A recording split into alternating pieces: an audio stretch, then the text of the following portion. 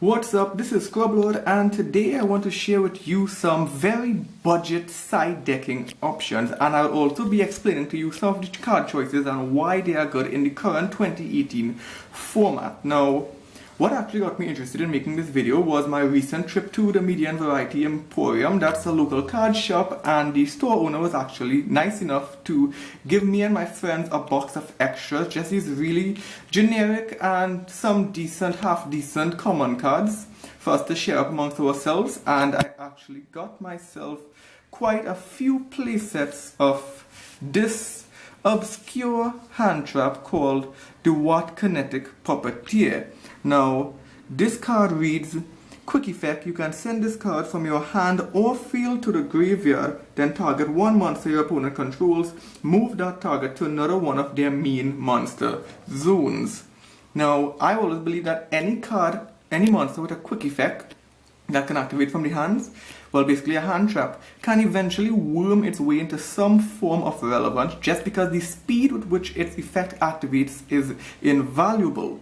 So I was thinking ways that I could apply What Kinetic Puppeteer's effect to the current format, and after some digging, I realized that this card is actually pretty decent against the Sky Striker matchup.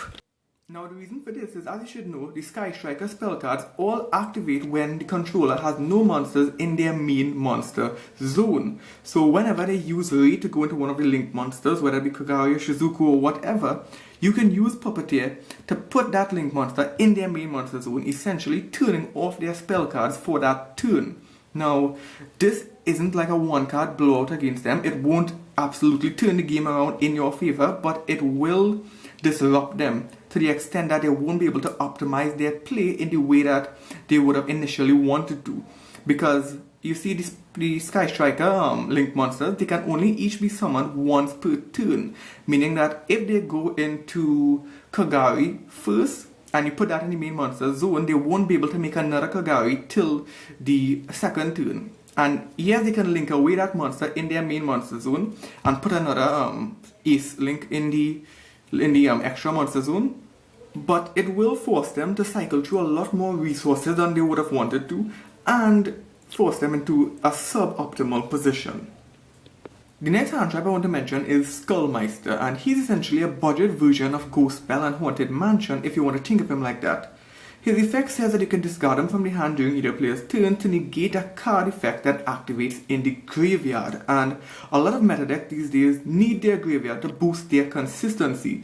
All the Goki monsters float, all the altar guys float. He's even good against the Rogue Draco matchup because he can prevent their spell and trap cards from activating in the grave and popping your cards. He is also good against Trickster Reincarnation when it attempts to banish itself to special summon a monster.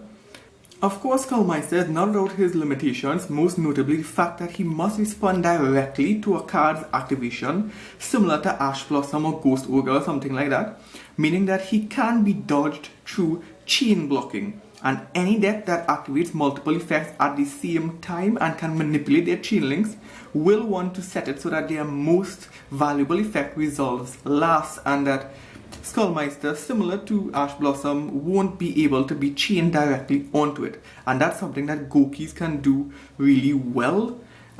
Which brings us to the next hand trap I want to mention, and that's the Homegirl Effect Veiler. She is the poor man's impermanence, and what makes her very good this format is the fact that she can avoid chain blocking. So let's say you're playing against Gokis and your opponent uses Twist Cobra and Suplex to go into Isolde.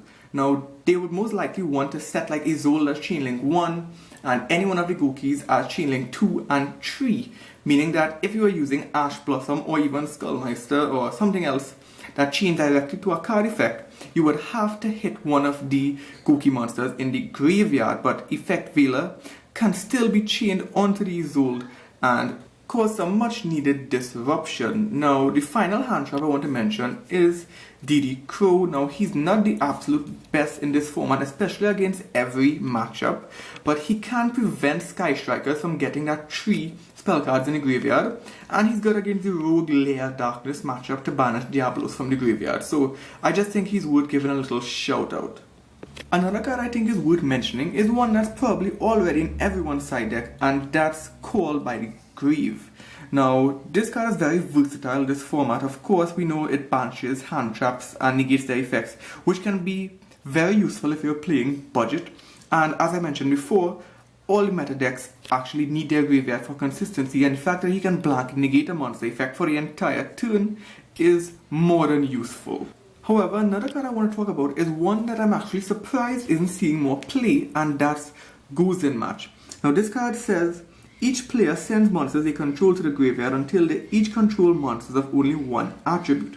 Each player cannot control monsters with a different attribute. So it's very similar to Rivalry of the Warlords, and it functions in essentially the same capacity, except it accounts for attributes instead of monster typing. And this is still very good against the Nightmare matchup. It can get rid of the Nightmare board or prevent it from being established in the first place. But the reason why I believe that this isn't seeing a lot of play is because it has been recently overshadowed by Rivalry of the Warlords. And that's because Rivalry is able to see play in meta decks, or at least decks that have been meta at one point in time. I mean, True Dracos were able to run Rivalry as well as Altergeist. But if you're playing Rogue and all your monsters have the same attribute, then Noor-ud-din Match can give you some considerable control over the board and general game state, essentially locking your opponent out from multiple summons. Now, an interesting interaction that I noticed between Noor-ud-din Match and the Sky Striker matchup is that it actually prevents Raise effect from going off, because all the Sky Striker link monsters have different attributes, and this prevents a player from summoning monsters of a different attribute. Now, if you successfully flip this on Ray and she's in their main monster zone, it essentially turns off all their spell cards as well, and then that's basically GG no Re. So before I end the video, I'd just like to give some honorable mentions. This is Anti-Spell Fragrance, and it's decent against the Sky Striker matchup, as well as very good against Pendulums. Magic Deflector can turn off a lot of the Sky Striker quick play spells, but it can be responded to very easily, which is why it's only an honorable mention. We also have Curse Seal of the Forbidden Spell, which can potentially negate 3 of the Sky Striker spells at one time, but it's a -1 in card advantage. We have Wiretap. Now, the reason why I want to mention Wiretap is because I see a lot of people playing Red Reboot, and I personally just don't like to use Red Reboot unless I'm going to win the game that turn, because it put me at a life point deficit as well as give your opponent 1 card in card advantage. So I just thought Wiretap or Trap Stun would be good, maybe against the Altergeist matchup, if that's why you like Red Reboot.